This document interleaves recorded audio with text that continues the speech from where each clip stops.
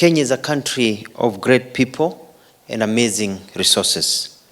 However, we linger as a poor and third world nation that borrows heavily due to inefficiencies in the evil of greed called corruption.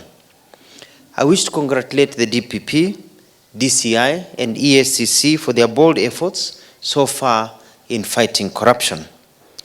Kenyans still expect more big fish and even bigger fish to be apprehended and charged with corruption. We're all waiting.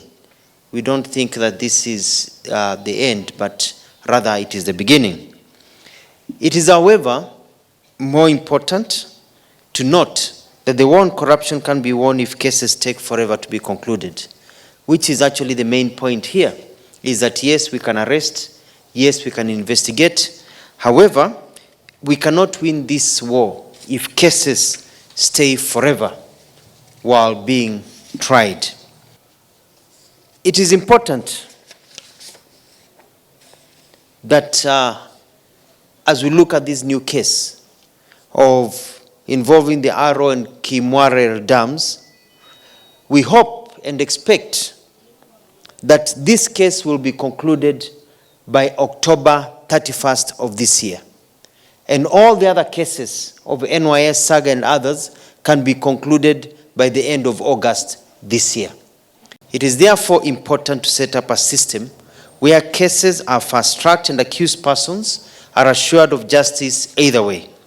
Those who are innocent are acquitted and those found guilty convicted and public monies recovered.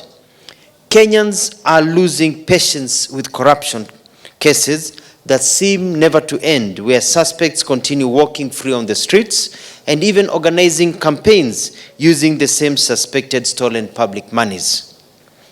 I therefore urge the Chief Justice to consider having corruption cases heard on a daily continuous basis, including weekends, so that they are concluded within a period of 3 months or less from the date of taking plea.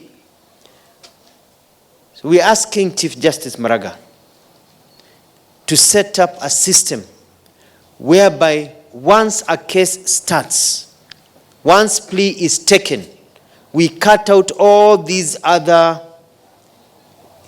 some of them not very, very necessary procedures that can be constrained. So that when the case starts, it continues without stopping, including weekends, so that a case can be heard, witnesses can be brought, evidence can be tabled, and within 3 months, a judgment is delivered.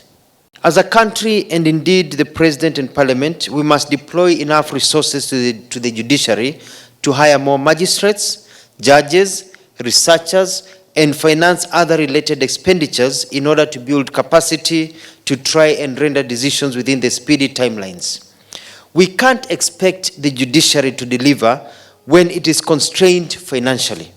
We should not be slashing the judiciary's budget and yet make demands of expeditious hearings. The judiciary's transformation program cannot be successful unless it is properly funded and executed. I therefore urge the Chief Justice to clearly state the capacity he requires so that Kenyans can dialogue and facilitate judicial operations in the war against corruption. And I'll be a big supporter in clearly funding the judiciary so that they can actually be able to carry out their work efficiently.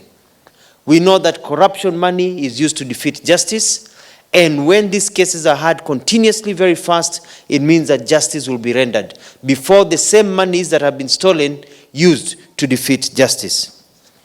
To achieve this, the judiciary will need to deploy enough officers dedicated only to the trial of corruption cases. This means judicial officers gazetted to hear corruption cases should be freed from the normal judicial work so as to concentrate and hear these matters speedily.